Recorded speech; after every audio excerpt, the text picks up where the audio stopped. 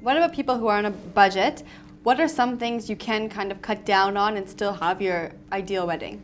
Hire your dress. Okay. Or buy your dress off the shelf. Don't get a dress designer then, you know, to actually design the dress from start to finish and go for fittings and things.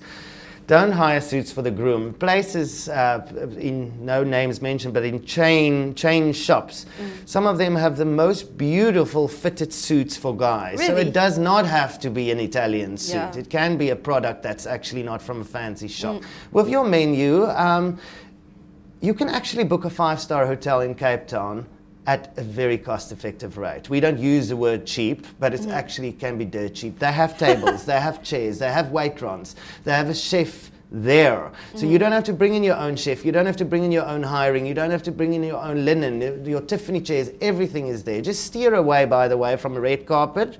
It can easily be common, and also chair covers. So steer away from chair covers and red carpet. Tacky. It's so 80s. Yeah, it is 80s. Other ways to cut, you know, your bridesmaids can buy their own dresses or don't have bridesmaids then, or book a restaurant that also, not necessarily a 5-star hotel, that has everything in stock. Have a church ceremony, churches to hire, $500. Most of them, some go up to 1,000 Rand. Venue hires in the winelands can be so expensive and can eat up your whole budget. What about planning a honeymoon? You know, I just feel it's up to the groom, and something, and I don't want to offend some of our current couples, something that I cannot get. There's actually two things. It's the couples doing their photo shoot before the ceremony. So the bride and groom, that romance of seeing your bride coming down the aisle is not there anymore, you know, and the guests don't get that goose flesh moment. So I would say that's one of the things you must get rid of. And as for the honeymoon, couples planning their honeymoons together. Screw that. The groom must plan the honeymoon. I agree. And listen to your bride.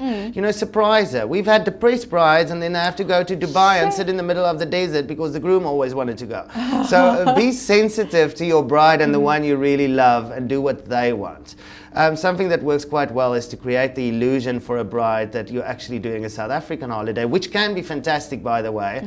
But in the morning of the wedding, you whisk them off to the airport and here's your ticket. And then they know we're going to Seychelles or wherever. Yeah, that's great. Thank you so much for joining us. Lovely being here. Thank you. How can people find out about the Aleit Group? The website, thealeitgroup.com, and we've also recently opened our new interior and decor division, A Place, but it's all on our website, thealeitgroup.com.